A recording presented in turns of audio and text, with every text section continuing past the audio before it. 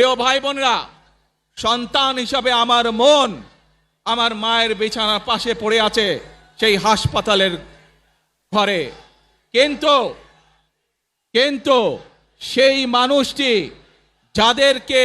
যাদের জন্য জীবনকে উৎসর্গ করেছে, অর্থাৎ আপনারা এই মানুষগুলোকে যাদের জন্য দেশনেত্রী খালেদা জিয়া জীবন উৎসর্গ করেছেন নিজের জীবন, সেই মানুষগুলোকে আমি কোনোভাবেই ফেলে যেতে পারি না।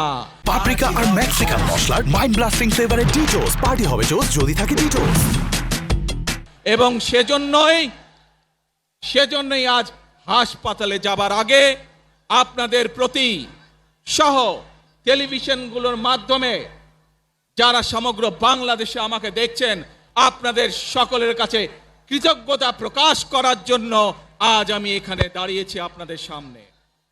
প্রিয় ভাই বোনেরা, আসুন আমাদেরকে আজকে নিশ্চিত করতে হবে, আমরা যে ধর্মের মানুষ হই, আমরা যে শ্রেণীর মানুষ হই, আমরা যে দলেরই রাজনৈতিক দলের সদস্য হই অথবা একজন নির্দলীয় ব্যক্তি হই, আমাদেরকে নিশ্চিত করতে হবে যে কোনো মূল্যে আমরা আমাদের এই দেশের শান্তি শৃঙ্খলাকে ধরে রাখতে হবে। যে কোনো মূল্যে যে কোনো বিশৃঙ্খলাকে পরিত্যাগ করতে হবে।